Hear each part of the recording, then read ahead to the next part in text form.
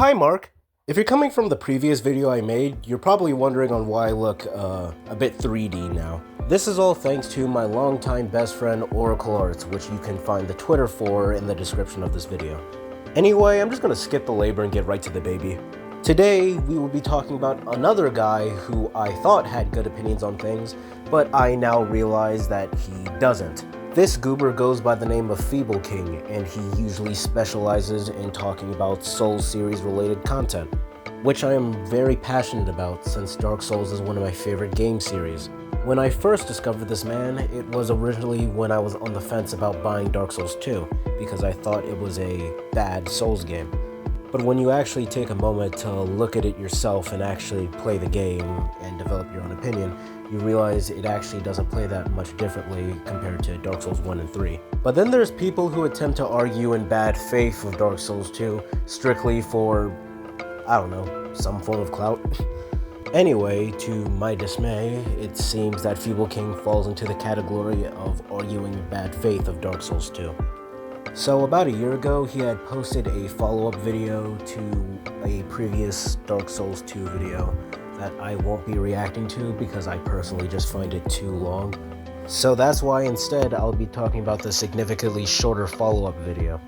And don't worry about missing context because he pretty much reiterates most of the things he said in that previous video.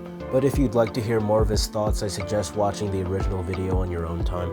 But now that we got that out of the way, let's just get to the video so I don't have to hear this man's voice ever again. Welcome back to my Dark Souls 2 YouTube channel, where we only cover my favorite game of all time, Dark Souls 2. In this video, I'm going to subject myself to waterboard torture for your entertainment. Bad comedy is bad comedy. Moving on. Also known as playing Scholar of the First Sin. Contrary to popular belief, these type of gang fights aren't possible in DS2. You'd have to go out of your way to artificially create this type of scenario for yourself, which already shows FEEBLED King's clear dishonesty towards his viewers. Now, a lot of you commenters had a big complaint with my critique of Scholar that I released 8 months ago, which was that I ran past all of the enemies. And you know what? Fair enough, that's a good criticism. But what if I told you that I'd rather drown myself with this wet rag than play this stupid game again? I want you to stare at me long and hard and tell me if you see a smile on my face.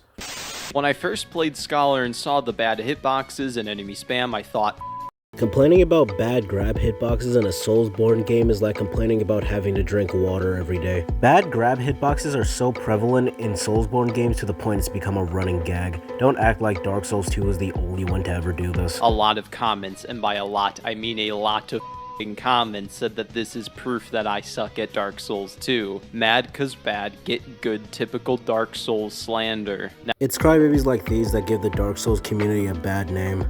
When your first instinct in a challenging part of a game is to blame the game first instead of trying to solve the challenge, you don't deserve the proper help from that game's community.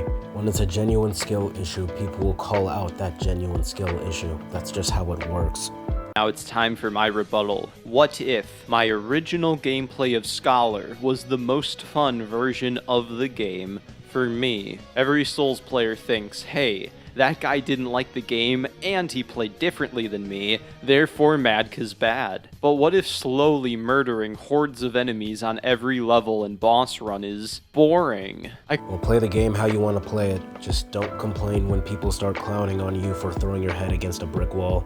Could have always fought every enemy on every level of Scholar, I just didn't want to. To prove this, I did just that. And this new playthrough left me with some glorious insights that I want to share with you all today. The first thing I realized after playing through Scholar slowly is that it's not hard. For one, that is subjective. And for two, it seems to me that you're changing the subject just to not say that your comment section was right. Because if you actually admitted to the plus sides of this style of play, your argument of enemy spam would fall right on its arse because there's clearly no enemy spam when you play it the most optimal way, and you purposely neglected that fact as well. Punishing. I have infinite healing through life gems, so I can slowly clear rooms of enemies while hit trading with those enemies to win with little to no mechanical difficulty. You can pretty much no diff early to mid game DS3 strictly with the Dark Hand. Does that mean you have to put little brain power in when using this weapon?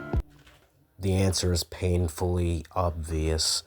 NES comment section, you can easily hit trade in Dark Souls 2 like in Skyrim As you can in every other Souls game. Moving on. to get an easy win. Don't believe me? I did it the whole time. I think it's clear to me that Feeble King has never touched Dark Souls 1 in his life, because the poise in Dark Souls 2 is the exact same as the poise in Dark Souls 1. Actually, it's worse in Dark Souls 1. But hey, it just seems everyone wants to follow in Mayonnaise's footsteps and not giving games a fair shake. Giant hordes of enemies to get back to where you were, and you guys wonder why I ran past everything. I prefer games with high mechanical difficulty and little punishment, like a Dark Souls 3 level 1 run. I don't get what high mechanical difficulty and little punishment means, and he fails to explain what they mean. He just says them. I think what he means by punishing is when he has to slowly kill all the enemies again in a specific boss run or something like that. Which he obviously doesn't have to do. No one's gonna shame him if he just starts gunning it to the boss. It's just how you gun it to the boss is what truly matters. Anyway, even though there's like, 4 minutes left in the video or something, I'm like so mentally drained that I just can't continue watching this guy anymore. If you liked anything you see, please do all the little YouTube things. I'd really appreciate it. And it'd probably make me stop sounding so deadpan when I make videos like these. Anyway, I think it's time for me to leave right now. A trans panda must always go back to its trans garbage can.